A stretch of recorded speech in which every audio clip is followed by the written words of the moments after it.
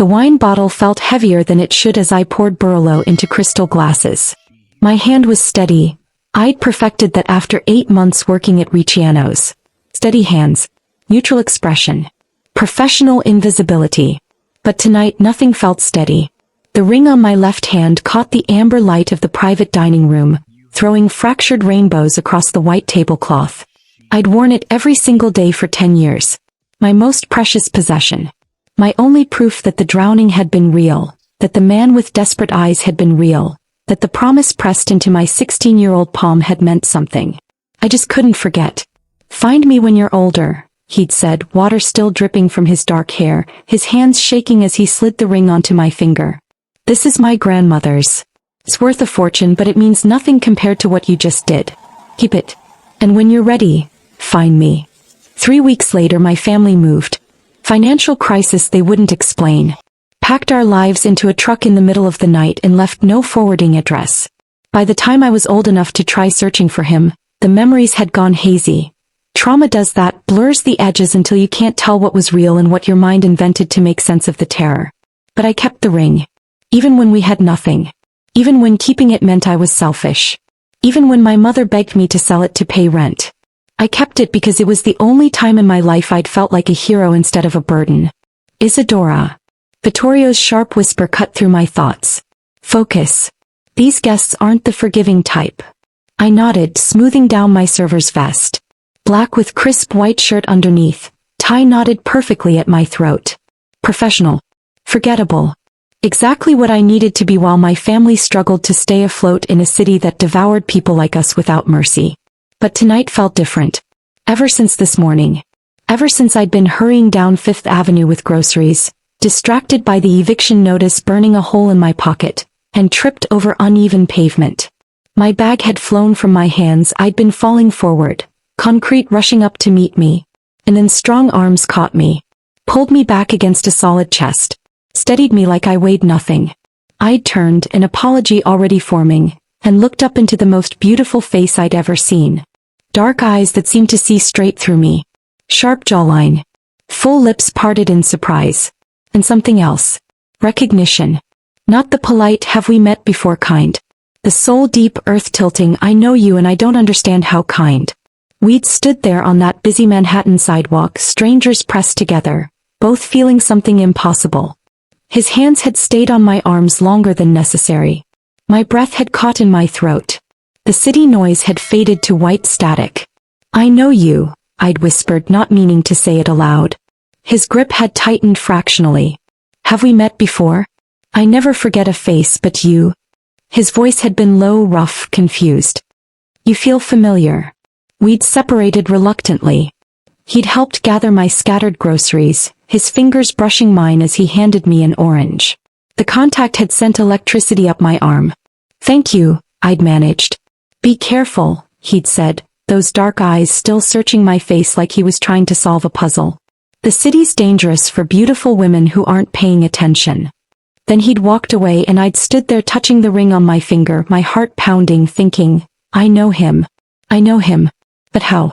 Now 8 hours later I watched Alessandro Ricciano enter his own private dining room, and the air left my lungs in a rush. It was him. The man from this morning. The stranger who'd felt like destiny. Alessandro Ricciano. 34 years old. Owner of this exclusive establishment and half of Manhattan's most expensive properties. The man I'd been serving for 8 months without incident.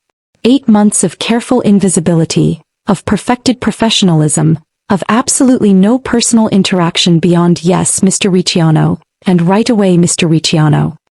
He moved through the room with the fluid confidence of someone who'd never questioned his right to space. Charcoal suit tailored perfectly to his broad shoulders. Dark hair slicked back. Neck tattoos emerging from his collar like beautiful warnings. Italian script I'd never been close enough to read. Handsome in a way that made you forget to breathe. But it was his eyes that destroyed me. Because the moment he entered, the moment his gaze swept the room and landed on me, I saw recognition crash over him too. His steps faltered. His expression shifted from polite neutrality to shock to something I couldn't name. He knew. Somehow, impossibly, he'd made the same connection I had. The air between us felt charged, heavy with questions neither of us could ask in a room full of dangerous men waiting for their wine. I forced myself to look away, to focus on my task, to remember that I was staff and he was everything I wasn't. Everything I couldn't afford to want. "Gentlemen," Alessandro said, his voice carrying that smooth authority that made people instinctively obey. "Thank you for coming." 6 men in expensive suits took their seats around the table. I recognized some from previous dinners. Business associates whose conversations I didn't understand and wasn't meant to. They spoke in Italian, in careful euphemisms, in the language of power that had nothing to do with me. I moved through my service efficiently. Wine poured, first course delivered, empty glasses refilled. The perfect invisible server. Until he arrived. Luca Franti. The temperature in the room dropped the moment he walked through the door. I felt it physically, the way all the other men tensed, the way Alessandro's jaw tightened almost imperceptibly. Luca was younger than the other guests, maybe 36, with silver-touched dark hair and the kind of polished elegance that felt practiced rather than natural. Expensive suit in soft gray.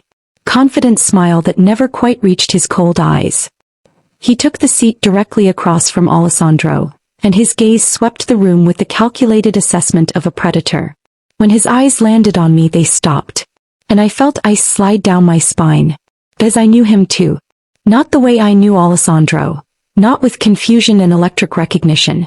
I knew Luca with the clarity of childhood memory and instinctive fear. 10 years ago, when my family had been drowning in debt after our sudden move from the neighborhood we'd called home, Luca's family had appeared like saviors. Offered help. Offered money. Offered solutions to problems we couldn't solve alone. My father had refused. "There are strings attached to money like that, Isadora," he told me when I'd asked why we couldn't accept. "Strings that strangle you slowly until you can't remember what freedom felt like." We'd struggled instead. Barely survived. But we'd stayed free. And Luca had looked at 16-year-old me with interest that had made my skin crawl even then. Like I was something he'd decided to acquire eventually when the time was right. Now 36, he looked even more dangerous. His eyes traveled from my face to my hands and something flickered in his expression. Not surprise. Satisfaction. Like he'd been waiting for exactly this moment.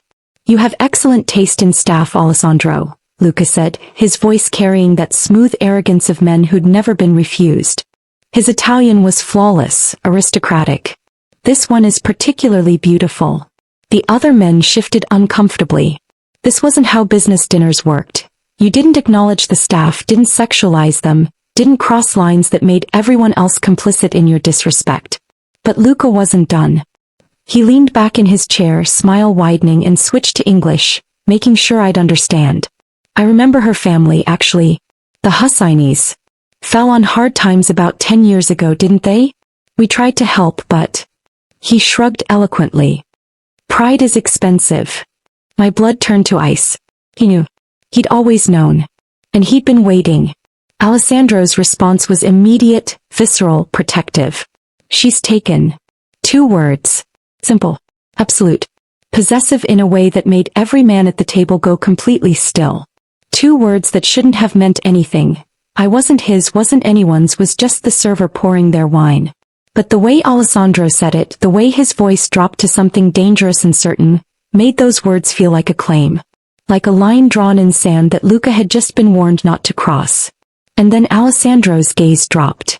Dropped to my hand gripping the wine bottle. To the ring. To the diamond catching light like a promise kept. I watched the color drain from his face.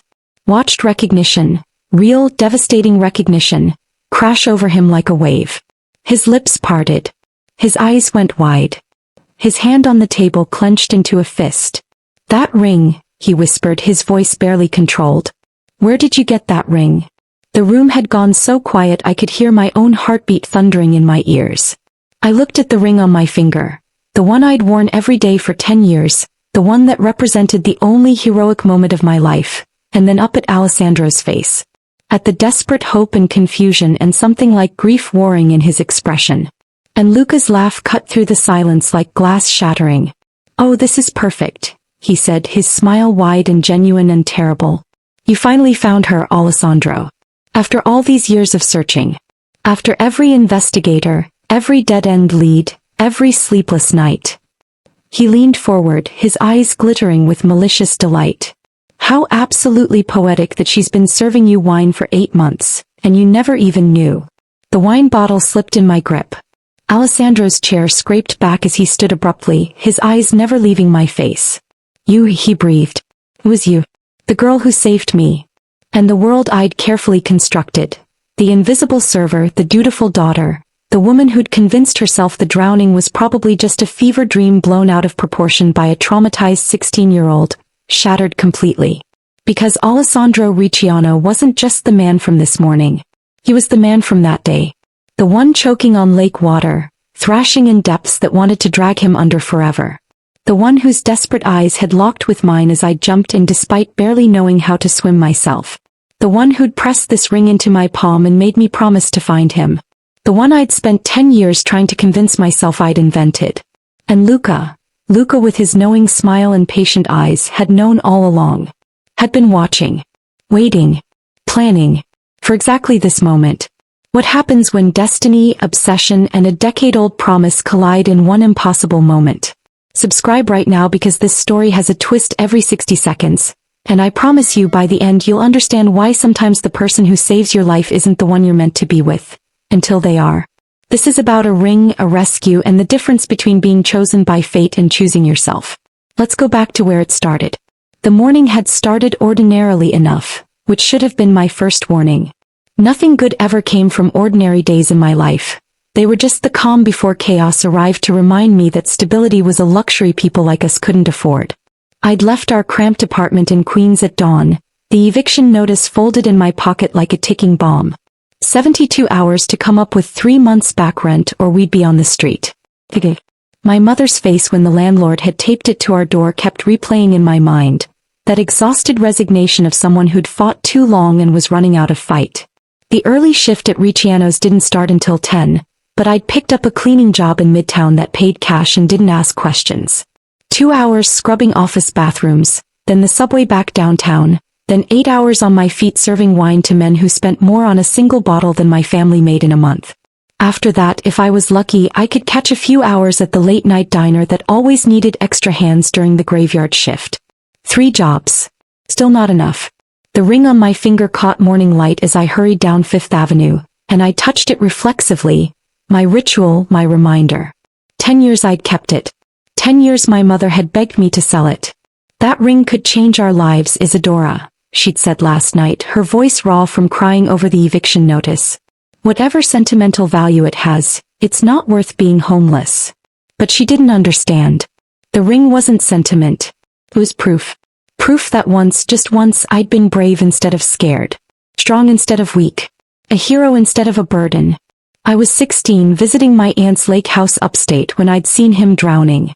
A man in the water, thrashing, going under. Everyone else on the shore was frozen, screaming, useless. I didn't think. I just jumped. I wasn't a strong swimmer. Barely competent. But I reached him somehow, got my arms around his chest, kicked toward shore with everything I had. He was heavy, panicking, dragging us both down. My lungs burned. My muscles screamed. I swallowed water and tasted death. But I didn't let go. Somehow, and I still don't know how, I got us both to the shallows. Collapsed on the rocky beach while he coughed up lake water and gasped for air like he'd forgotten how breathing worked. When he could finally speak, he'd looked at me with eyes full of something I didn't have words for at 16. Gratitude, yes. But also recognition. Like he'd seen something in me that I hadn't known existed. You saved my life, he'd whispered, his voice wrecked. You jumped in without hesitation. Without knowing if you'd make it. That's extraordinary. Then he'd pulled a ring from his own finger. His grandmother's, he'd said, worth a fortune but meaningless compared to what I'd done, and pressed it into my palm. Keep this. And when you're older, when you're ready, find me. 3 weeks later, my family moved in the middle of the night. My father wouldn't explain why, just said we had to go, had to disappear, had to start over somewhere no one knew our name. The chaos of that upheaval, combined with the trauma of nearly drowning myself, had blurred the memories until I couldn't be sure what was real and what my mind had invented. But the ring was real. Heavy and solid on my finger. Proof that I'd been brave once. Even if I couldn't remember his face clearly anymore. Even if I'd never been able to find him despite half-hearted attempts when I was old enough to try. Even if he'd probably forgotten me the moment his life returned to normal. I kept it. My only treasure in a life that had none. I was so lost in thought, touching the ring, worrying about rent, that I didn't see the uneven sidewalk until my foot caught the edge. Time slowed in that horrible way it does before disaster. My bag flew from my shoulder, groceries scattering. I pitched forward, concrete rushing up to meet my face, knowing I was about to break something expensive like my nose or my wrist. And then strong arms caught me from behind, pulled me back against a solid chest, steadied me like I weighed nothing. The world righted itself, but my heart kept racing. Not from the near fall. From something else. Something that made no sense. "Careful," a voice said near my ear. Deep, rough, concerned. "You all right?" I turned, apology already forming, and looked up. Into the most beautiful face I'd ever seen. Dark eyes that seemed to see straight through me. Sharp jawline shadowed with morning stubble. Full lips parted slightly. Dark hair styled back from a face that belonged in Renaissance paintings. All clean lines and masculine grace. And something else.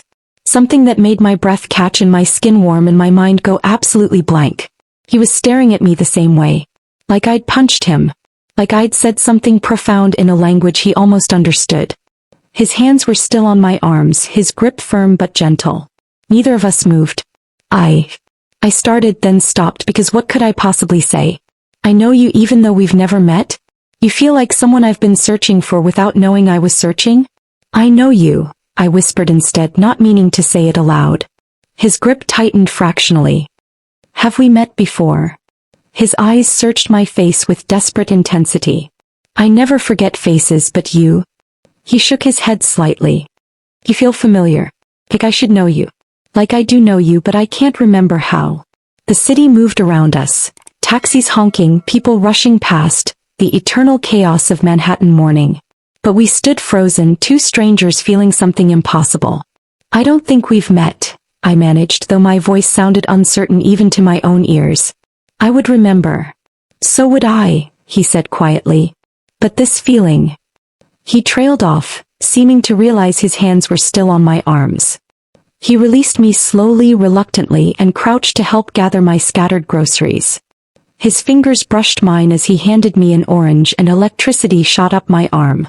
Our eyes met again, and I saw my own confusion reflected back at me. "Thank you," I said, accepting the orange, the bread, the can of soup that had rolled into the gutter. "For catching me. I wasn't paying attention. The city's dangerous for beautiful women who aren't paying attention."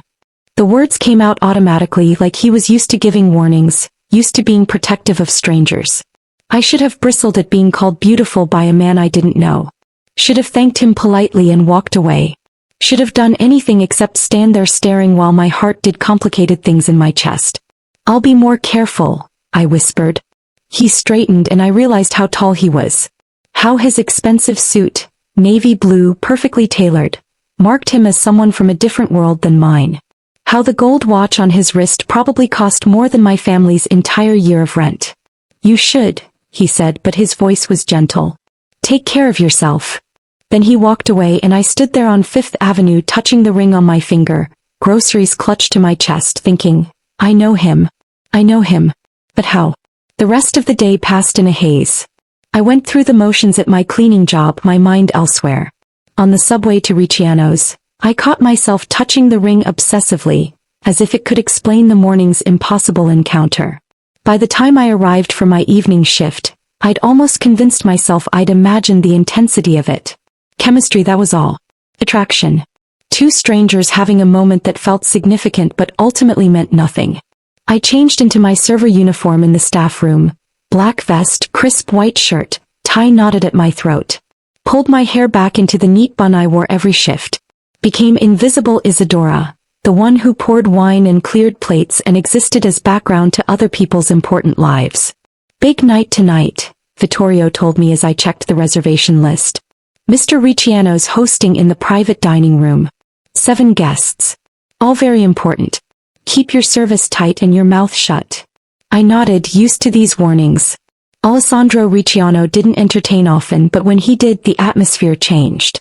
More security. More tension. More careful language. I'd been working here 8 months and had maybe exchanged 20 words total with the owner. He was polite but distant, professional but detached. I was staff. He was everything else. By 8 o'clock the private dining room looked perfect. I'd arranged the table settings with geometric precision, selected the wines Alessandro preferred, positioned myself near the bar where I could be useful but unobtrusive. Then the door opened and Alessandro Ricciano walked in. And my entire world tilted sideways. As it was him. The man from this morning. The stranger who'd caught me. Whose touch had sent electricity through my body. Whose eyes had searched my face like I was a mystery he needed to solve. Alessandro Ricciano. My employer. The man I'd been serving for 8 months without ever really seeing. And from the way he stopped dead in the doorway, from the way his eyes went wide with shock, from the way his professional mask cracked completely, he recognized me too. The silence stretched between us like pulled taffy, sweet and dangerous and ready to snap.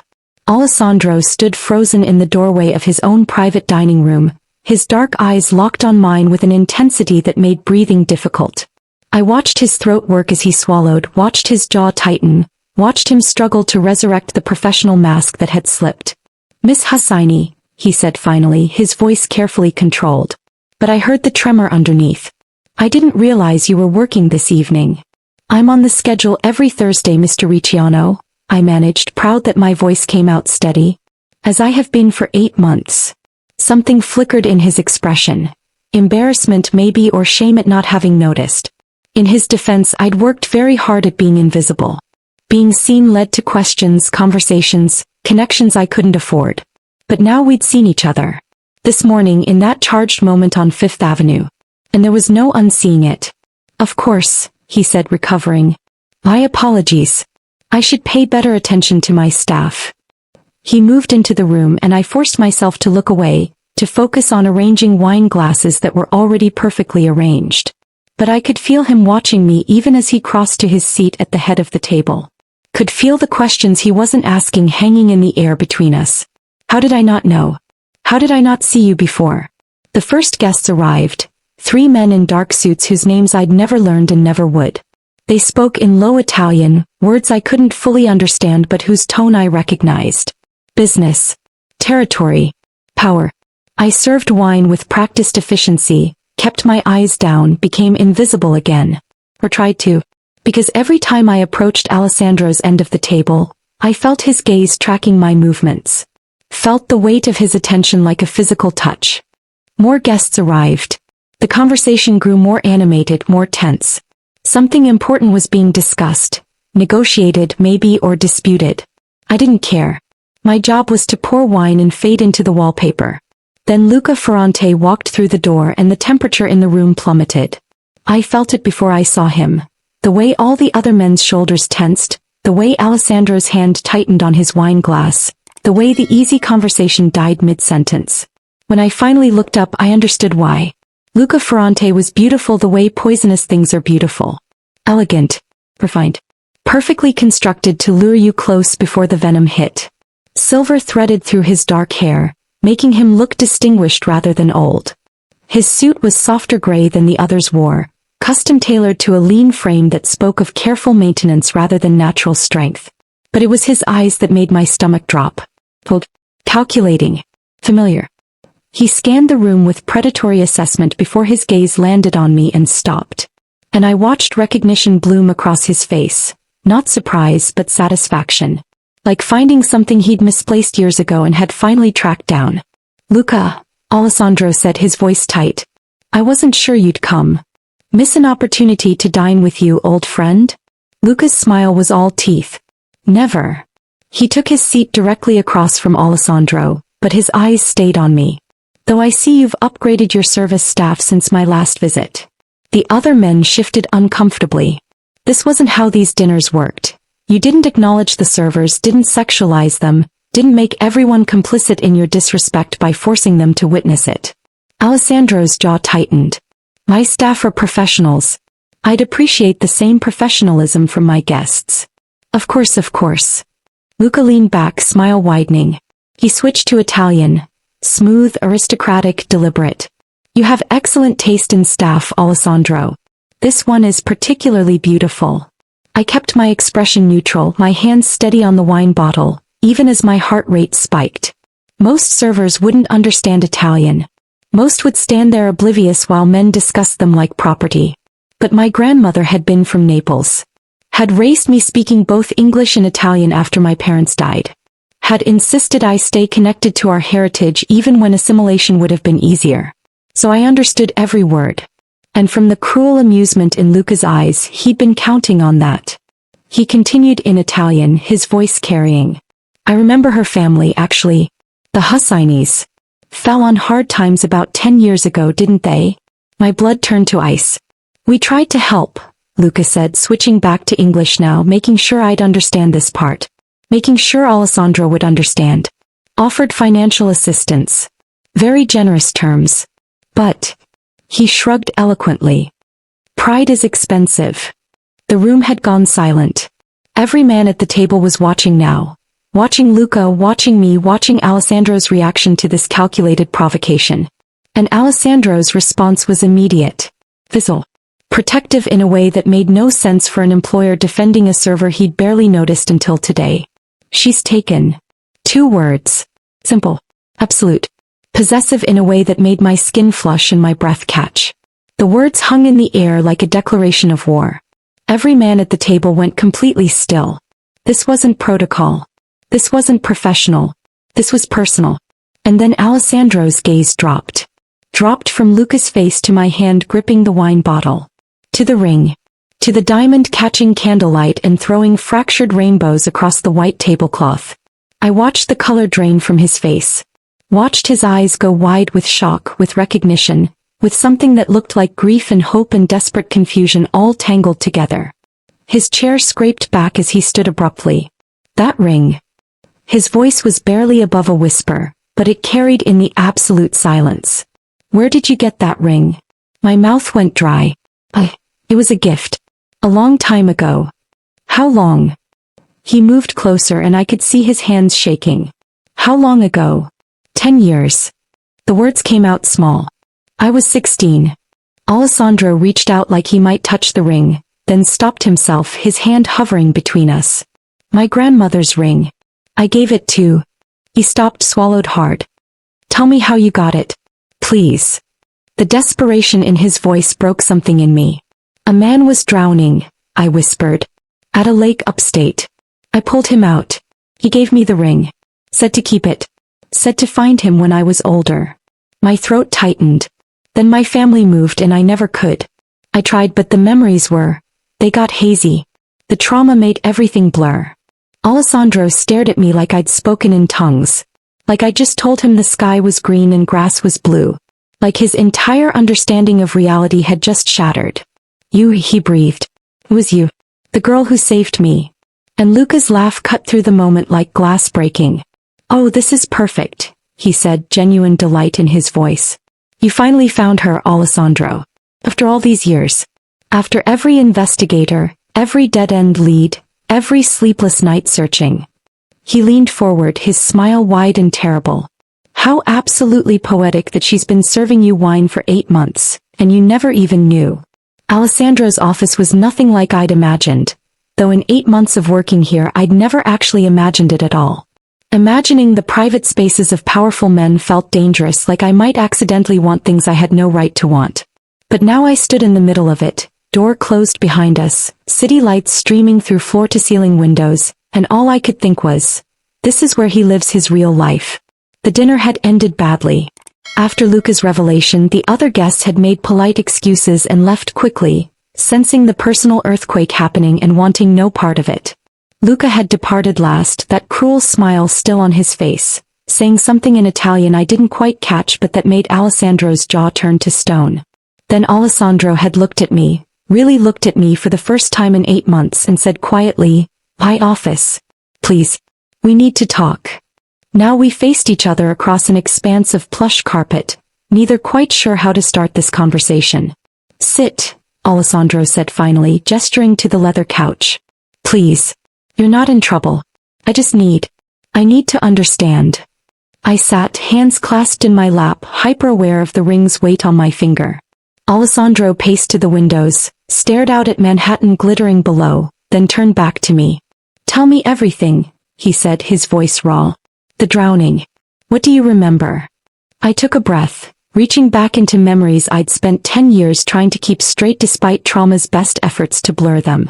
I was 16, visiting my aunt's lake house upstate. She lived in this tiny town middle of nowhere. Beautiful but isolated. The words came slowly at first, then faster as the memories solidified. It was late afternoon. I was sitting on the dock reading, and I heard splashing, thrashing, wrong kind of noise. Alessandro had gone very still. I looked up and saw someone in the water. Far out, too far. Going under, coming back up, going under again. Everyone on shore was screaming but nobody was moving. Just standing there useless. And you jumped in, Alessandro whispered. I jumped in, I confirmed. I wasn't a strong swimmer. Barely competent. But I couldn't just watch someone die. My voice cracked slightly. I remember reaching you. Getting my arms around your chest. You were panicking, clawing at me, pushing me under. We both nearly drowned. But you didn't let go. No. I didn't let go. I met his eyes. I got us to the shallows somehow. Collapsed on the beach. You were coughing up water, gasping.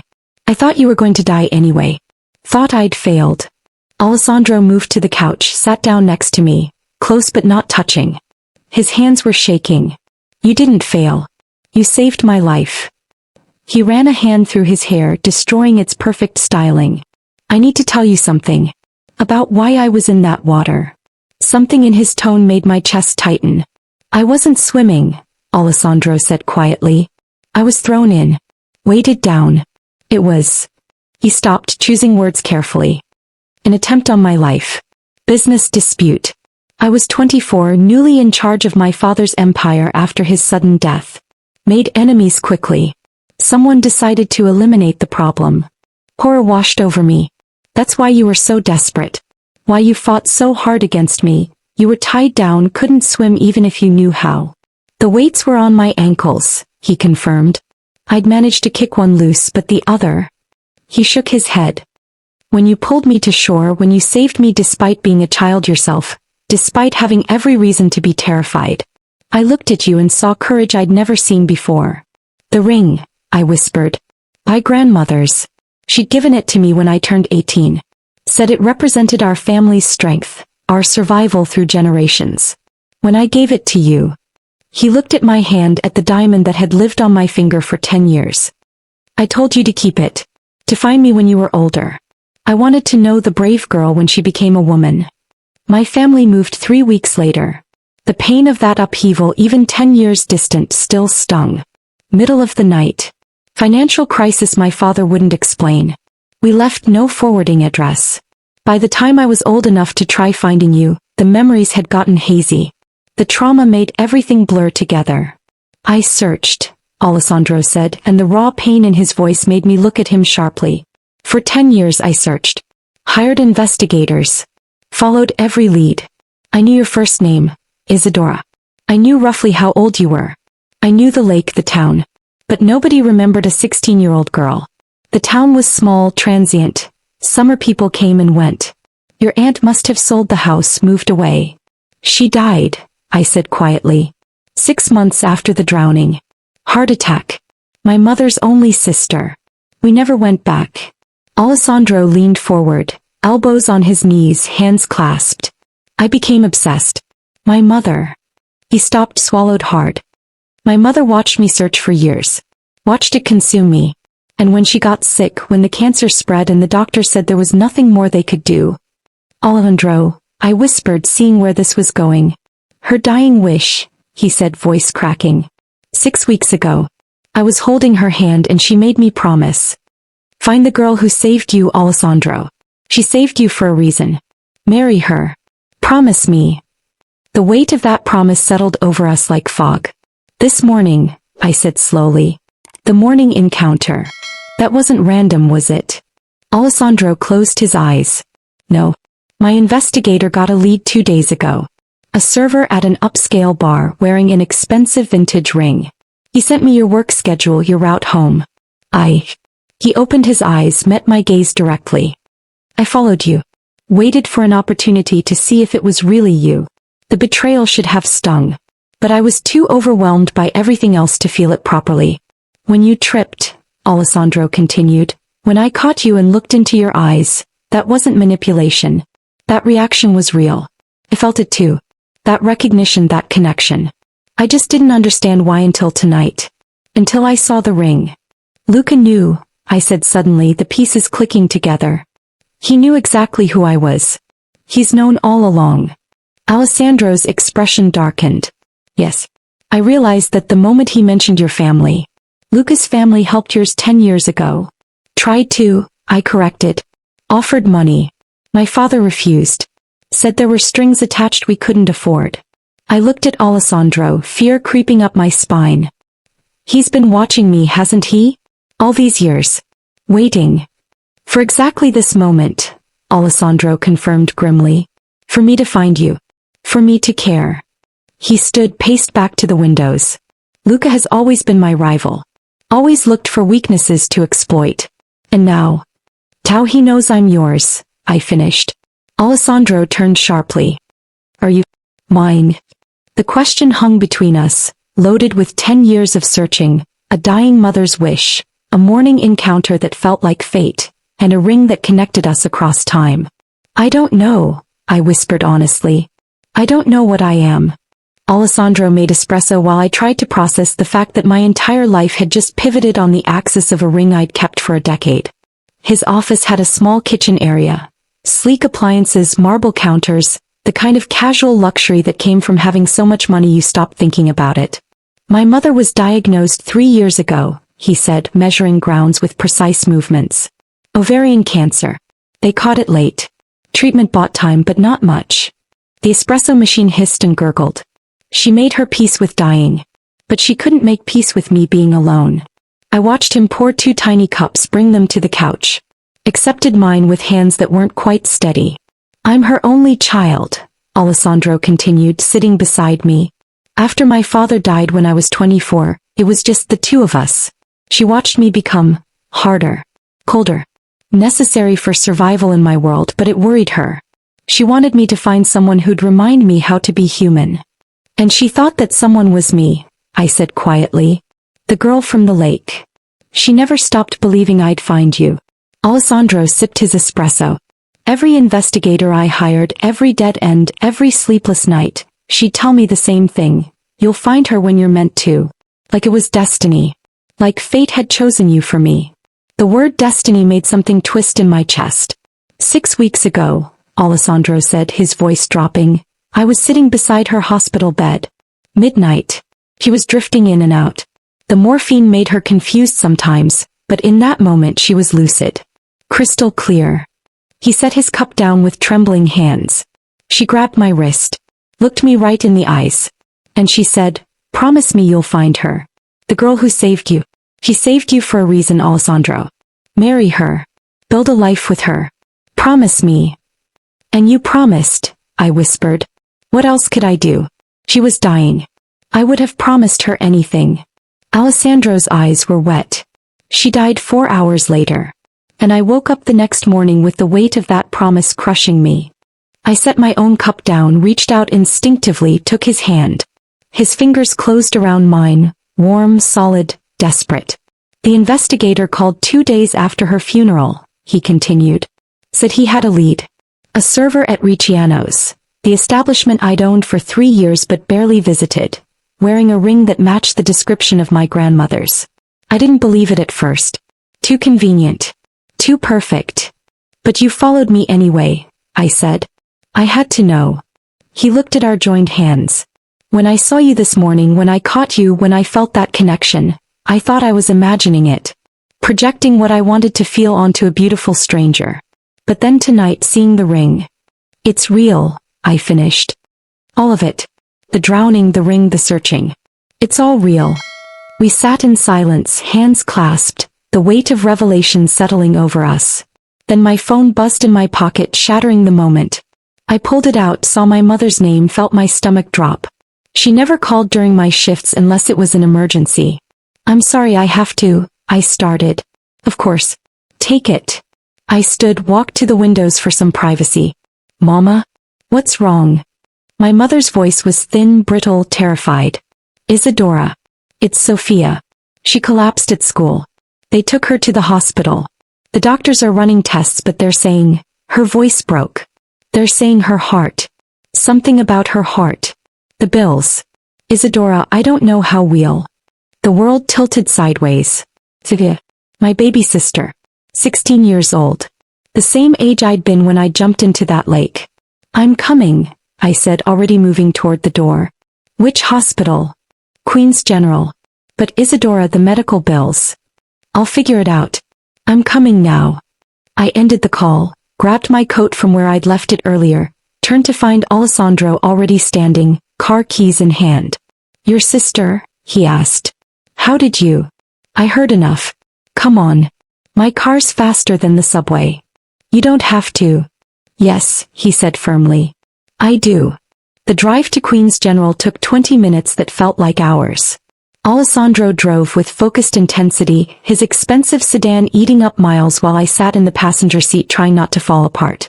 Tell me about her, Alessandro said quietly. Your sister. Sophia. I clutched my phone like a lifeline. She's 16. Smart. Wants to study literature. She writes poetry that makes my mother cry. My voice cracked. She's supposed to be healthy. She's always been healthy. The heart, Alessandro said. Your mother mentioned her heart. I nodded, unable to speak past the fear lodged in my throat. At the hospital, Alessandro abandoned his car in a loading zone and followed me through the emergency entrance. My mother was in the waiting room looking small and old and terrified. Mama, I said, pulling her into my arms. They won't tell me anything. They're running tests. Something about an arrhythmia. Isadora, if something happens to her. Nothing's going to happen, I said with more certainty than I felt. Where's Papa? At work. He doesn't know yet. His phone died. My mother pulled back, seemed to notice Alessandro for the first time. Who's this? Alessandro Ricciano. I work for him. He drove me here. My mother's eyes widened slightly. Even she recognized that name, the weight it carried. That's very kind of you, Mr. Ricciano. Please. Just Alessandro. He moved past us to the reception desk, spoke quietly to the nurse. I saw his wallet come out, saw the nurse's expression change from bureaucratic indifference to immediate attention. Within minutes, a doctor appeared. Young woman, serious expression, clipboard in hand. Mrs. Hussaini? I'm Dr. Patel. I've been examining Sophia. Your daughter has what's called long QT syndrome. It's a heart rhythm condition. The fainting spell was caused by an arrhythmic episode. Is she going to be okay? My mother's voice was barely a whisper. With proper treatment, yes. We'll need to start her on medication immediately and she'll need regular monitoring. The good news is that we caught it now before anything more serious happened. The bad news? I asked because there was always bad news. Dr. Patel's expression turned sympathetic. The medication is expensive. The monitoring requires regular specialist visits.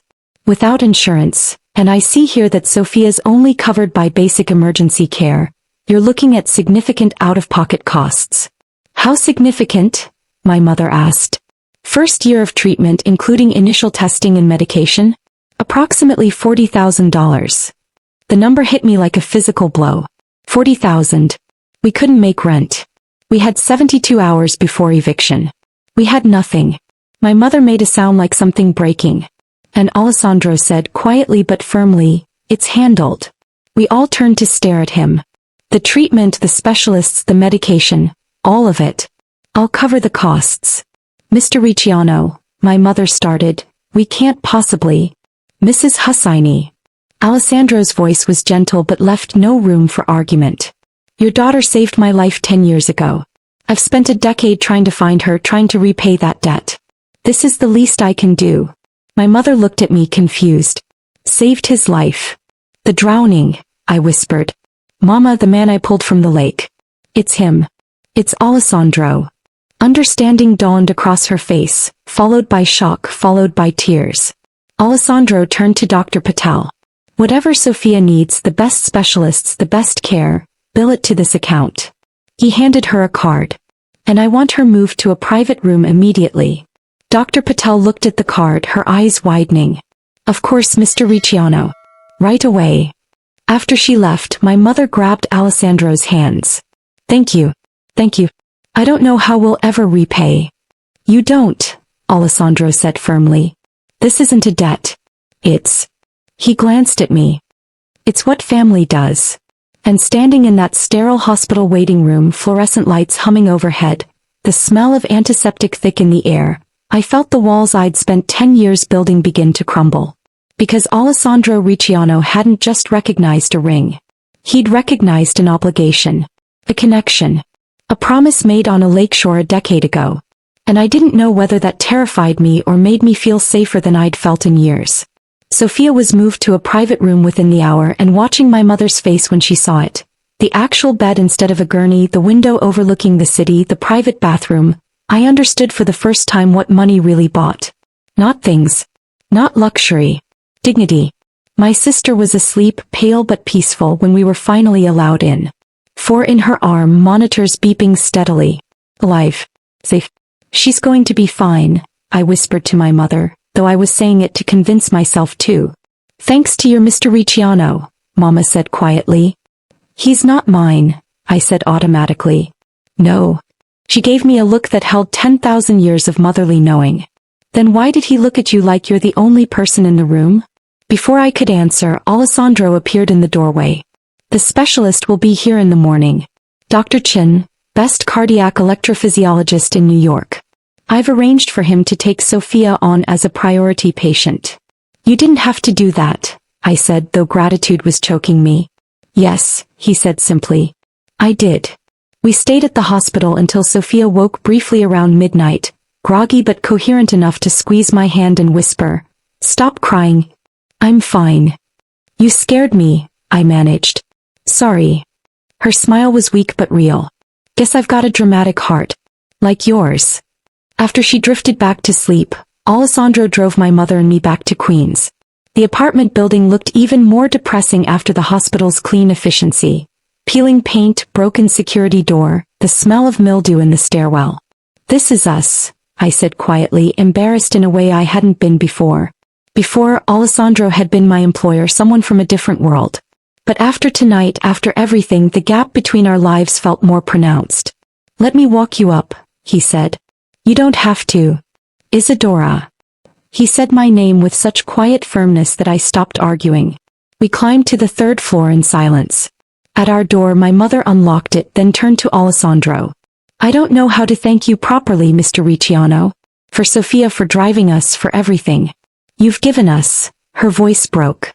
You've given us hope. Alessandro took her hands gently. Your daughter gave me my life back 10 years ago, Mrs. Hussaini. I'm just trying to deserve that gift. After my mother went inside, Alessandro and I stood in the dingy hallway, the fluorescent light flickering overhead. You should rest, he said quietly. It's been an impossible night. Thank you, I whispered. For Sophia. For being there. For everything. He reached out, tucked a strand of hair behind my ear. The gesture was so tender it made my chest ache. We need to talk, he said. About what happens now. About... He stopped, seemed to choose his words carefully. About us. But not tonight. Tonight you need to be with your family. Okay. I'll have Marco drive you to the hospital tomorrow. Whatever you need. Time off work, anything. Alessandro, you've already done so much. Isadora. He cupped my face gently. Stop trying to minimize what you need. Stop making yourself small. You saved my life. Let me help save your sister's. Then he kissed my forehead, soft, chaste, full of promises I didn't understand yet, and left. I stood in the empty hallway for a long time, touching the spot where his lips had been, wondering what I'd just fallen into. The next morning I woke to my mother shaking me gently. Isadora. There's someone at the door. For you. I stumbled out of bed, still in yesterday's clothes, and opened the door to find Luca Ferrante standing in our hallway. He looked as polished as ever. Soft gray suit, expensive cologne, that smile that never reached his eyes. In his hands he held a massive bouquet of white roses and an envelope. Isadora, he said warmly. I hope I'm not intruding. I heard about your sister. I wanted to offer my condolences and my help. How did you? I started, then stopped. Of course he knew. Luca always knew. May I come in? He asked. Just for a moment. I promise I won't take much of your time. Every instinct screamed warning. But my mother was hovering behind me and refusing seemed rude, seemed like it would create more problems than it solved. "One moment," I said, stepping aside reluctantly. Luca entered our tiny apartment, his expensive presence making the worn furniture look even shabbier. He set the roses on our kitchen table, the only table we had, and handed me the envelope. "Open it," he urged. Inside was a check, made out to my mother, for $100,000. I stared at the number, the zeros, the elegant signature at the bottom. "What is this?" I asked, though I already knew. "Help," Luca said simply. "For Sophia's treatment. For your family's debts. For all of it." He smiled. "No strings. Just compassion for old friends." "We're not friends," I said flatly.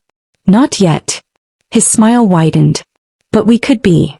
My mother had come closer, seen the check, gone pale. "Mr. Ferrante, this is too much. We can't possibly." "Of course you can." Luca turned his charm on her like a spotlight. "Your daughter did something extraordinary once. Saved a man's life. That kind of heroism should be rewarded, don't you think?" "Alessandro already offered to help," I said carefully. "With Sophia's treatment." "Alessandro." Luca's tone changed, went cold despite the smile. "Yes, I heard he rushed to the rescue. Very noble of him. But Alessandro's help comes with complications. Doesn't it?" "What complications?" "His mother's dying wish." Luca moved closer, dropped his voice. "He told you about that, didn't he? How his mother made him promise to find you, marry you. How you're not just a woman to him, you're a mission. A final gift to a dead parent." I felt the words hit like blows. "My help," Luca continued smoothly, "comes with no such obligations. No dead mothers watching from beyond. No destiny nonsense. Just money freely given because I want to." "Why?" I asked bluntly. "Why do you want to help us?" Luca studied me for a long moment. "Do you remember when you were 16? When your family needed help 10 years ago and my family offered? I remember my father refusing." "Your father was afraid," Luca corrected. "Afraid of accepting help from people like us. Afraid of what it might mean. But that fear has cost you, hasn't it? 10 years of struggle. 10 years of barely surviving when you could have been thriving." He picked up one of the white roses, turned it in his hands. "I've watched you, Isadora. Not in a creepy way," he added quickly. "Just keeping track. Making sure you were safe. And I've seen how hard you work. 3 jobs. Sending every penny home. Sacrificing everything for your family. That's what family does," I said. "Exactly." Luca set the rose down. "And I'd like to be family. Not in the complicated way Alessandro wants. With dying wishes and obligations and destiny. Just someone who helps. Someone who cares. Someone who asks for nothing except maybe." He paused. "Dinner. Just dinner. Let me take you out, let me know you properly, and then you can decide." "Decide what?" "Who you trust more. Alessandro, who needs you to fulfill a promise to his dead mother. Or me, who wants you to be free." The check sat on the table between us, $100,000 that could change our lives. My mother was staring at it like it was a miracle and a curse at the same time. "Think about it," Luca said, moving toward the door. "No rush. But the offer stands, the money, the help, the freedom. All you have to do is have dinner with me. One night. And then you can choose your own path." After he left, my mother and I stared at the check. "Isadora," she whispered. "That's enough money to buy me," I finished. "That's what it is, Mama. A price tag." He said, "No strings." "There are always strings." I picked up the check, held it between my fingers. "The question is whether I can afford not to pull them." My phone buzzed. Alessandro's name on the screen.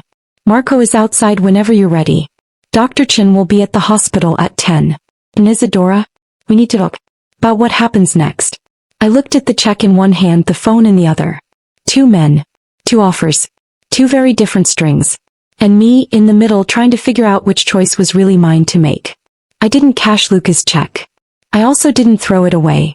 It sat on our kitchen counter for 3 days, a constant reminder of choices I didn't want to make. Alessandro had been true to his word. Dr. Chin examined Sophia and confirmed the diagnosis. Long QT syndrome, manageable with medication and monitoring. The bill never came.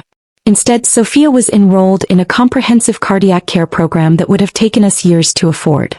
She's going to be fine, Dr. Chin assured us on the third day. With proper management, she'll live a completely normal life. College, career, family, all of it. I'd cried in the hospital bathroom after that, overwhelmed by relief and gratitude and the crushing weight of debt I could never repay.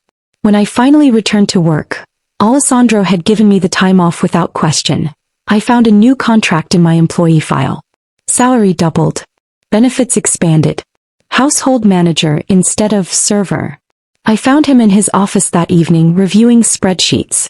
Alessandro, the contract is what you're worth, he said, not looking up. You've been managing the entire front-of-house operation for months. Coordinating staff, handling vendors, maintaining quality. You should be compensated accordingly. This feels like payment for service rendered. He finally looked up, his dark eyes serious. Not charity. Not obligation. Just fair compensation for work you're already doing. I wanted to argue, but he was right. I had been doing the work of a manager while being paid as a server. But the timing felt suspicious, tangled up in everything else. I need to tell you something, I said, closing the office door. Luca came to my apartment 3 days ago. He offered my mother a check for $100,000. Alessandro's expression went ice cold. In exchange for what? Dinner, I said. Just dinner. He said no strings. Just wants to know me properly, and then I can decide. Decide what? Between. I hesitated. Between the two of you, I think. Between his freedom and your destiny. Alessandro was silent for a long moment. Then he said quietly, Did you take the money? No. But I didn't refuse it either. The check is sitting on my kitchen counter. Why haven't you refused? I met his eyes. Because I don't know what I'm refusing yet. Or what I'm accepting with you. The honesty seemed to surprise him. He stood, moved around the desk, leaned against it so we were closer but not touching. Ask me, he said. Whatever you want to know. About my mother's wish, about what I want, about what happens next. Ask me. Do you want me because of her? The question burst out before I could stop it. Because she made you promise? Is this about fulfilling a dying wish or about actually wanting me? Both, Alessandro said, and the honesty of it stole my breath. I won't lie to you, Isadora. My mother's wish matters to me. Honoring her memory matters. But that morning when I caught you on Fifth Avenue before I knew who you were, I felt something. Undeniable. The wish brought me to you, but what I felt was mine. How do I know the difference? I whispered. How do I know you're not just convincing yourself you want me because you promised her you would? I don't know, he admitted. Maybe I am. Maybe it's all tangled together. Obligation and desire and destiny and choice. But does it matter if the result is the same? If I want you regardless of the reason? Yes, I said firmly. It matters. Because I won't be anyone's obligation. Not yours. Not Luca's. Not anyone's. Before Alessandro could respond, my phone rang. Unknown number. Take it, Alessandro said. Could be the hospital. I answered. Hello. Isadora Hosseini? A male voice, professional and cold. This is Detective Morrison, NYPD. I need to ask you some questions about an incident 10 years ago. Involving a drowning at Lake Emerson. My blood turned to ice. What incident? Could you come down to the precinct? It won't take long. Just need to clear up some details for our records. I don't understand. The drowning was an accident. I saved someone's life. That's what we're trying to determine, Miss Hosseini. The details in the original report are inconsistent. We've received new information that suggests the situation might have been different than initially reported. After I hung up, Alessandro was watching me with concern. What was that about? The police. They want to ask me about the drowning. They said there's new information that makes it seem different than reported. Fear was making my voice shake. Alessandro, what's happening? I don't know. But his expression had gone dark. But I'm going to find out. The next day I went to the precinct with Alessandro and his lawyer. A sharp woman named Elena who told me not to answer anything without her approval. Detective Morrison was exactly what I'd imagined. Tired, skeptical, bored by the routine of investigating things he didn't care about. Miss Hussaini, he began, we've been reviewing the incident from 10 years ago. The drowning at Lake Emerson. You stated in the original report that you pulled a man from the water after seeing him struggling. Yes. That's exactly what happened. According to new witness testimony, the situation might have been different. Elena leaned forward. Different how? Morrison pulled out a file, slid photos across the table. Alessandro on the lakeshore, clothes soaked, looking devastated. More photos of him in the weeks prior, looking despondent, isolated. We've received information, Morrison said, suggesting that Mr. Ricciano wasn't attacked that day. That he entered the water voluntarily. That it was in fact a suicide attempt that you interrupted. The world tilted sideways. That's not true, Alessandro said immediately. I was thrown in. I told the police that 10 years ago. The original report was filed by your security team, Morrison countered. Not by you personally. And there's no physical evidence of an attack. No witnesses who saw anyone push you. Just. He tapped the photos. A troubled young man who'd recently lost his father, who'd been exhibiting signs of depression, who happened to end up in a lake. I stared at the photos. At Alessandro looking broken and lost. At evidence that told a completely different story than the one I'd believed for 10 years. Who provided this information? Elena demanded. Anonymous tip. But it came with documentation. Medical records showing Mr. Ricciano was being treated for depression at the time. Photographs. Witness statements from people who saw him at the lake that day alone, looking distraught. I turned to Alessandro, needing him to explain, needing him to tell me this was wrong. But his face had gone pale. Is it true? I whispered. Were you trying to die that day? The silence stretched too long. Alessandro, I said louder. Tell me. Was I saving you or interrupting you? Both, he finally said, his voice wrecked. It was both. I left the police station in a daze. Elena assured us there would be no charges. Even if it had been a suicide attempt, I'd had no way of knowing, had acted in good faith to save a life. But the revelation had shattered something in me. Alessandro tried to explain in the car. I was in a dark place. My father had just died. The business was collapsing. I felt trapped, suffocated. That morning I went to the lake thinking I'd just clear my head. But when I looked at the water I thought maybe it would be easier. So you jumped, I said flatly. I waded in. Kept going. The weights, I'd put them on myself. I'd convinced myself I was just testing something, seeing how it felt. But then I couldn't breathe and I panicked and I wanted to live. I fought to get back to shore but the weights. And then I pulled you out, I finished. Thinking I was saving you from an attack. Thinking you wanted to live. I did want to live. Alessandro grabbed my hand. The moment I saw your face, the moment you refused to let me go, I wanted to live. You gave me a reason, Isadora. You showed me what courage looked like. You saved me from myself. I pulled my hand away. I'm not a reason, Alessandro. I'm not a mission. I'm not salvation. I'm a person. I know that. Do you? I turned to face him. Or am I just the girl who interrupted your choice? The one your mother decided was your destiny? The one you've built a fantasy around to avoid dealing with your mental health? That's not fair. Isn't it? Tears were streaming down my face. You've been searching for me for 10 years. But you haven't been looking for Isadora Hussaini, 26-year-old woman with her own life and struggles and choices. You've been looking for the 16-year-old hero. The symbol. The girl who makes everything mean something. That's not true. Then why did you only notice me after you saw the ring? I demanded. I've been working for you for 8 months, Alessandro. 8 months of being invisible. And you never saw me until you saw the ring. The truth of that landed like a physical blow. I'm sorry, he whispered. I need space, I said. I need to think. About all of this. About what I want versus what everyone else wants from me. I spent the next 3 days at my family's apartment, avoiding Alessandro's calls, staring at Luca's check on the counter, visiting Sofia at the hospital. My sister was recovering well, medication stabilizing her heart rhythm. She'd be discharged soon, start living a normal teenage life. You look terrible, she said on the 3rd day, studying me from her hospital bed with those 2 wise 16-year-old eyes. What's wrong? So I told her. All of it. The The drowning, the ring, Alessandro's mother's wish, the revelation about the suicide attempt, Luca's offer. When I finished, Sophia was quiet for a long time. "Can I tell you something?" she finally said. "About what happened to me? Your heart." "Yeah. The fainting.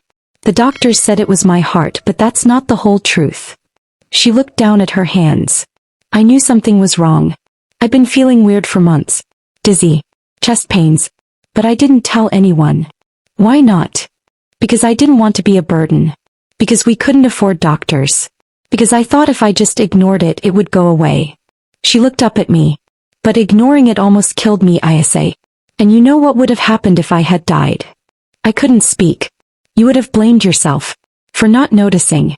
For not being able to afford help. For not saving me." Tears slid down her cheeks. "Just like you've been blaming yourself for saving that man 10 years ago. Like you saving him means you're responsible for everything that happened after." "I don't."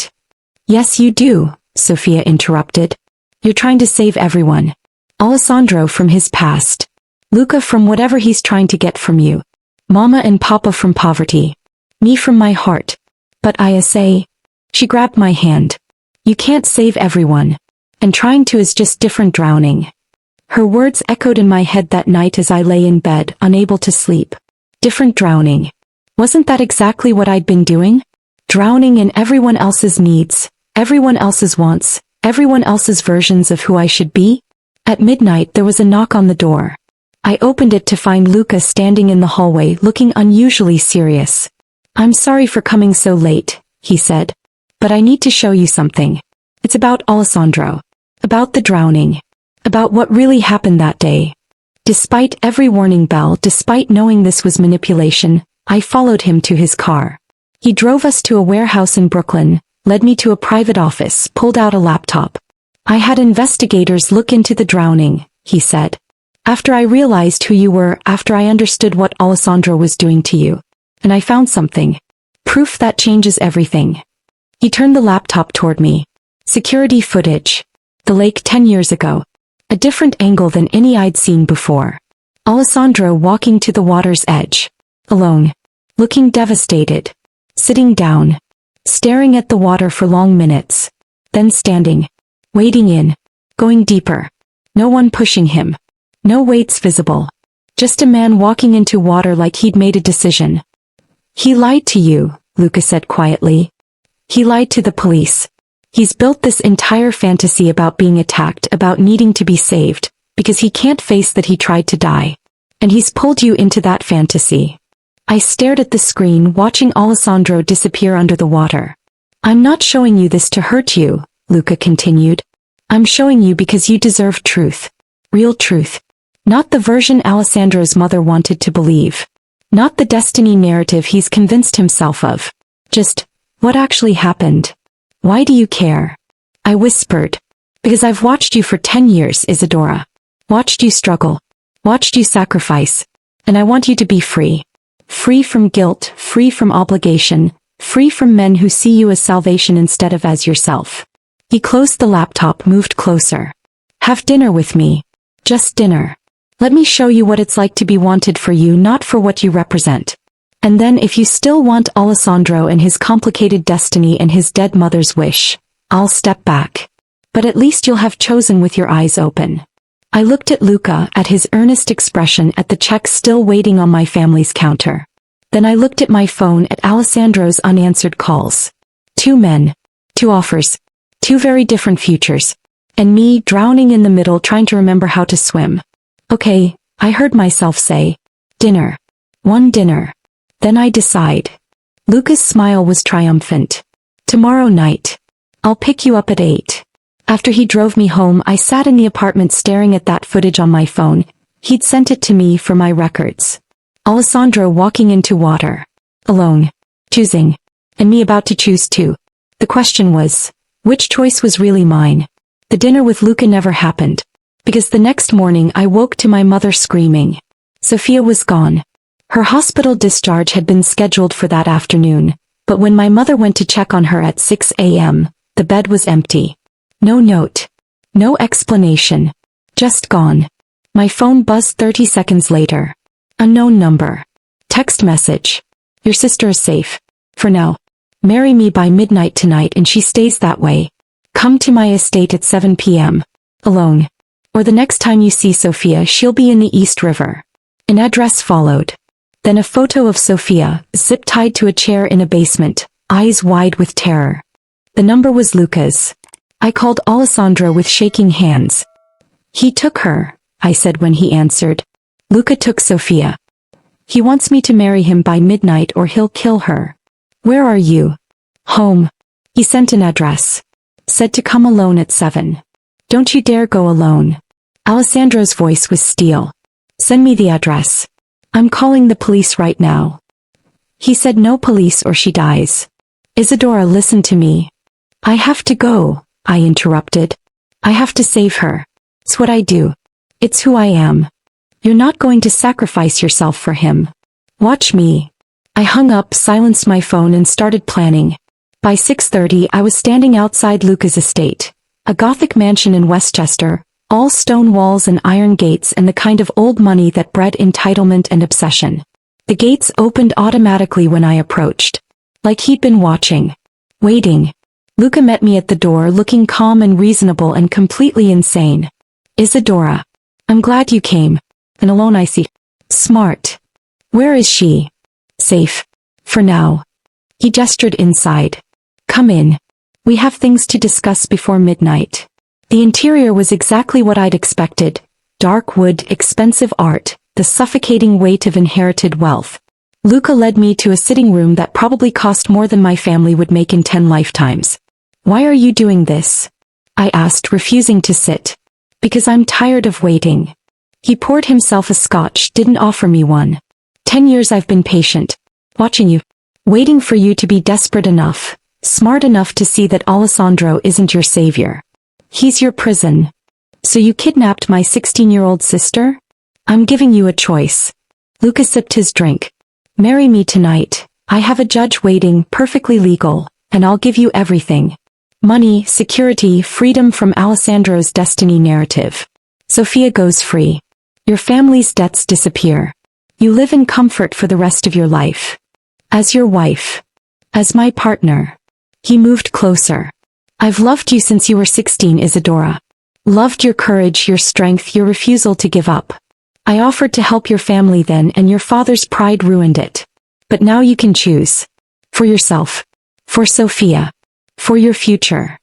This isn't love, I said. This is obsession. Maybe. But obsession is just love that won't accept no for an answer. He set his glass down. You have until midnight to decide. Sophia is in the basement vault. Old mansion, bad plumbing. If the room floods she won't be able to escape. So I suggest you decide quickly. Horror washed over me. You're threatening to drown her? I'm creating motivation. Luca's smile was terrible. You understand motivation, don't you? You jumped into a lake for a stranger. Surely you'll sign a marriage certificate for your sister. He left me alone in that sitting room, the clock on the wall ticking toward midnight. And I started planning. The mansion was old. Luca had said so himself. Old mansions had old plumbing. Weak points. Systems that could be exploited. I'd saved one person from drowning 10 years ago by refusing to let go. Maybe I could save Sophia by doing the exact opposite, by letting the water in. I spent 20 minutes exploring while Luca thought I was agonizing over my choice. Found the basement access. Found the sprinkler system controls. Found the main water valve. Then I texted Alessandro from a borrowed phone I'd picked up that morning. A burner, untraceable. Just an address and 6 words. Basement vault. Bring police. Come now. At 7:45 I went back to Luca. I'll do it, I said. I'll marry you. But I want to see Sophia first. Proof she's okay. Triumph blazed across his face. Of course. Follow me. He led me down to the basement. Stone steps, damp walls, the smell of mildew. A corridor led to a reinforced door marked vault. Beyond it I could hear Sophia crying. She's in there, Luca said, pulling out keys. Unharmed. Scared but safe. Open it. He did. Sophia was exactly as the photo showed. Zip-tied to a chair, tears streaming down her face. When she saw me she sobbed with relief. I'm here, I said. It's going to be okay. Then I turned to Luca, smiled, and brought my knee up hard into his groin. He went down gasping. I grabbed his keys, shoved him into the vault, slammed the door shut and locked it from the outside. Then I ran back down the corridor, found the main controls, and did something insane. I triggered every water source in that basement simultaneously. Sprinklers activated. Pipes burst. The old system, stressed beyond capacity, began flooding the entire level. Water gushed from every direction. Not enough to drown anyone. I wasn't a murderer. But enough to create chaos. Enough to make Luca panic. Enough to give me time. I ran back to the vault door. Luca, tell me the code for Sophia's zip ties. He was screaming inside, pounding on the door as water began seeping in from above. Let me out. The vault will flood. Tell me the code. He shouted numbers. I memorized them, then ran to find Sophia. She was in a storage room nearby, water already rising around her ankles. I cut her free with Luca's keys, pulled her into my arms. We have to go, she gasped. Not yet. I dragged her back to the vault where Luca was now waist-deep in water and genuinely panicking. The old plumbing had failed worse than I'd expected. Water was pouring into the sealed room from broken pipes above. You can't swim, can you? I asked through the door. Let me out, he screamed. Please. I'll drown. Tell me everything. Who helped you? Who knew about this? Everything. Or I leave you here. I'll give you anything. Money, documents, anything you want. I want the truth. And he broke. Told me about the decade of surveillance. The payoffs to people who'd helped track me. The manipulation of my memories through that security footage that wasn't actually from the lake at all, just doctored to look like it. The lies. All the lies. By the time he finished confessing, police sirens were wailing outside. I opened the vault door, let Luca stumble out into the flooded corridor. Alessandro appeared seconds later with officers, took in the scene. The water, Sophia shaking in my arms, Luca collapsed and broken, and understood immediately. You flooded the basement, he said, something like awe in his voice. Controlled chaos, I confirmed. Learned it from the best. You learned to flood a basement from drowning? I learned that sometimes you don't fight the water. Sometimes you let it in and you use it. Sophia was checked by paramedics, cleared, released into our mother's sobbing arms. Luca was arrested for kidnapping, assault, stalking. The charges piled up as his confessions were recorded. And I stood in the mansion's driveway, soaking wet, shaking with adrenaline and relief and the realization that I'd saved my sister by nearly drowning someone else. You did it, Alessandro said quietly, wrapping a blanket around my shoulders. You saved her. We did it, I corrected. You brought the police. You came when I called. Because you called. He tilted my face up to meet his eyes. You could have done this alone. But you chose to let me help. That's... He stopped, overcome. That's everything. Alessandro, I whispered. The footage Luca showed me. About you walking into the lake. Was it real? No. I had my security team review it. But it spliced together from different times, different angles. I did go to that lake the morning I drowned. But I didn't walk involuntarily. I was thrown. He pulled me closer. Luca has been manipulating you from the beginning. Making you doubt your memories, doubt me, doubt yourself. Why? Because he wanted you to believe you had no choice but him. That everyone else was lying. That only he told the truth. Alessandro's voice turned fierce. But you saw through it. You saved yourself. And Sophia. And even him, despite everything. I looked back at the mansion, water still trickling from the basement windows. I'm done being saved, I said quietly. And I'm done saving people who don't want to be saved. I want. I stopped trying to find words for what I needed. I want to choose. Not because of a dying wish or a decade-old promise or obligation. Just because I want to. Then choose, Alessandro said simply. Choose whatever you want.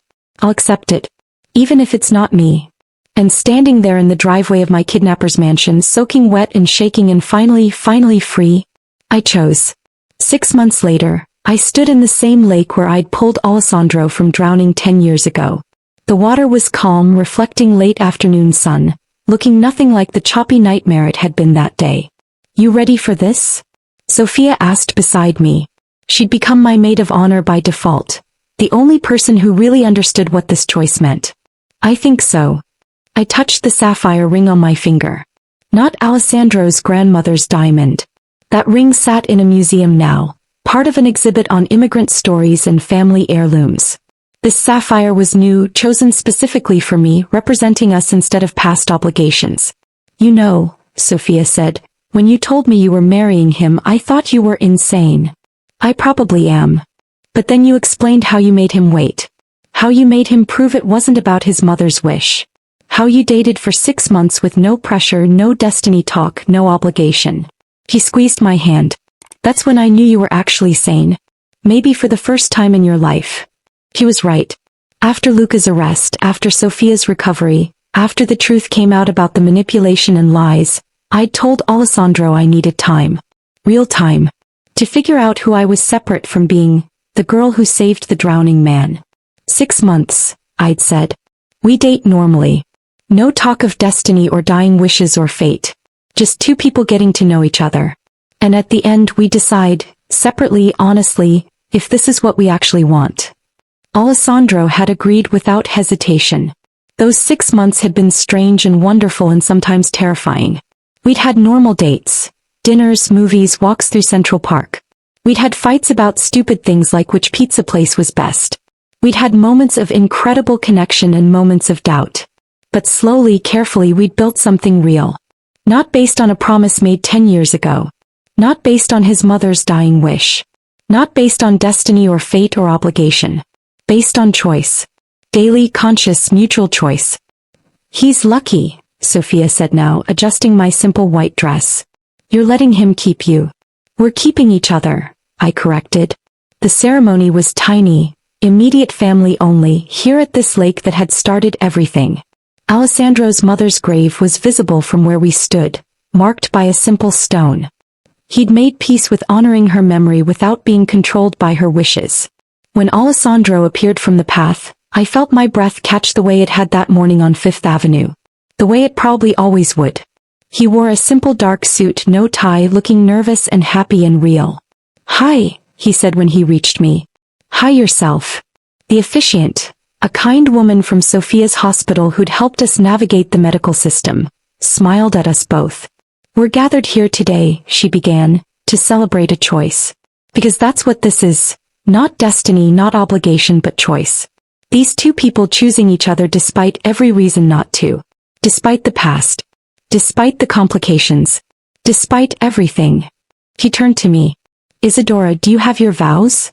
I looked at Alessandro, at this man who'd been a stranger and a mystery and a mission and finally just himself. 10 years ago, I said, I pulled you from water and gave you life. Today I'm choosing to share that life with you. Not because fate demanded it. Not because your mother wished it. But because after 6 months of seeing who you really are, flawed and stubborn and sometimes too intense, I still want you. I choose you. Every day. Not the man I saved. Not the man from destiny. Just, you. Alessandro's eyes were wet. Pie turn. I nodded. Isadora, you spent 10 years thinking you saved me from drowning. But the truth is you've been saving me every day since. Saving me from becoming the man my father wanted me to be. Saving me from believing power matters more than connection. Saving me from living a life of obligation instead of choice. He took my hands. I choose you. Not because you're the girl from the lake. Not because my mother thought you were my destiny. But because you make me laugh when I'm taking myself too seriously. Because you challenge me when I'm wrong. Because you're brave enough to flood a basement to save your sister and kind enough to not let your kidnapper drown. Laughter rippled through our tiny audience. I choose you, Alessandro continued. Today. Tomorrow. Every day after. Not as salvation. As partnership. We exchanged rings, sapphires for both of us, matching and chosen together. By the power vested in me, the officiant said, I now pronounce you partners in life. You may kiss. And we did. Not the desperate claiming kiss from 6 months ago. Not the terrified relief kiss after Sophia's rescue. Just a simple, honest kiss between two people who'd chosen each other. The reception happened at a small restaurant back in town. Nothing fancy, just good food and people we loved. My mother cried through the entire meal. Sophia gave a toast that roasted us both gently. Alessandro's business partner, a kind man named Vincent who'd kept the legitimate operations running during the chaos, told embarrassing stories about Alessandro trying to learn to cook. He burned water, Vincent said seriously. I didn't know that was possible until I saw it. As the sun set and our guests began filtering out, Alessandro and I walked back to the lake one last time. Do you regret it? He asked quietly. Saying yes. Tying yourself to me and all my complications. Do you regret searching for me for 10 years? I countered. Not even a little. Then I don't regret choosing you. I leaned into him, looking out at water that had taken so much and given back so much more. But Alessandro, I need you to understand something. Anything. I'm not your salvation. I'm not your redemption. I'm not the girl who makes everything mean something. I turned to face him. I'm just Isadora. Sometimes brave, sometimes scared, sometimes strong, sometimes weak. Just human. And that has to be enough. It's everything, he said fiercely. You're everything. Not the hero from my past. Not the fantasy I built. Just you, real and complicated and perfect. We stood together as night fell, two people who'd found each other through water and promises and impossible circumstances. Who'd almost destroyed each other with destiny and obligation. Who'd chosen to build something honest instead. 3 years later, I stood in the foundation offices Alessandro had built, reviewing grant applications from families dealing with medical crises like the one that had nearly destroyed mine. This one, I told my assistant, marking an application. Full funding. Their daughter needs a heart specialist. Make sure they know it's not charity, it's partnership. We help them get stable, they pay it forward when they can. The foundation had become my life's work. Not saving people but empowering them. Giving them choices they wouldn't have had otherwise. Breaking the cycle of desperation that created situations like Luca's manipulation. My phone buzzed. Alessandro's name. Come home early. Someone wants to see you. I smiled, gathered my things, took the subway back to our apartment in Brooklyn. We'd moved out of Alessandro's penthouse into something smaller, more us. A place we'd chosen together instead of inheriting from his past. When I opened the door, Alessandro was on the floor playing with Sophia. Not my sister Sophia, though she visited often. Our daughter Sophia, named after both of them. The sister who'd taught me about different drowning and my grandmother who'd taught me to swim. Mama. Sophia squealed, abandoning her blocks to run to me. I scooped her up, breathed in her baby smell, felt overwhelmed by love and choice in the life we'd built. Good day. Alessandro asked, standing to kiss me. Great day. Helped 3 families get the care they need. I set Sophia down, watched her toddle back to her blocks. How was yours? Closed the last illegal operation. As of today, we're 100% legitimate. His smile was tired but genuine. My father would hate it. My mother would be proud. I'm proud, I said. That night, after Sophia was asleep, Alessandro and I stood on our small balcony looking at the city. Do you ever wonder, he asked, what would have happened if I hadn't recognized the ring that night? If you just stayed invisible? All the time, I admitted. But then I remember, I didn't want to stay invisible. I'd been searching for you too in my own way. Keeping that ring. Working at your restaurant, hoping some cosmic force would make you notice me. We found each other because we both wanted to be found. You think it was fate? I think it was choice disguised as fate. I took his hand. You chose to search. I chose to keep the ring. We both chose to be open to possibility. The ring was just a signpost, showing us where to look. Alessandro pulled me close. I love you. Not because you saved me from drowning. Not because my mother wished it. Just because you make morning coffee taste better and bad days bearable and good days extraordinary. I love you too, I said. For all the complicated, messy, real reasons people love each other. The original ring, Alessandro's grandmother's diamond, sat in the museum exhibit we visited sometimes. The plaque read, given in gratitude, kept in hope, released in love. Because that's what it had been. A promise that became a prison, that became a path to freedom. I wore the sapphire now, the ring Alessandro had chosen for me. The ring that represented us, not our past. And sometimes when I touched it, I thought about that 16-year-old girl jumping into water to save a stranger. How brave she'd been. How scared. How she'd had no idea that saving one life would change everything. But she'd done it anyway. She jumped. And I like to think that somewhere she'd be proud of the woman I'd become. Not because I kept saving people, but because I'd finally learned the difference between saving someone and drowning with them. Between being chosen by fate and choosing yourself. Between a ring that bound you to the past and one that promised the future. I jumped into that lake 10 years ago and pulled a drowning man to shore. Today we swam together. Two people who'd learned that the bravest thing wasn't saving each other. It was choosing every single day to keep swimming side by side.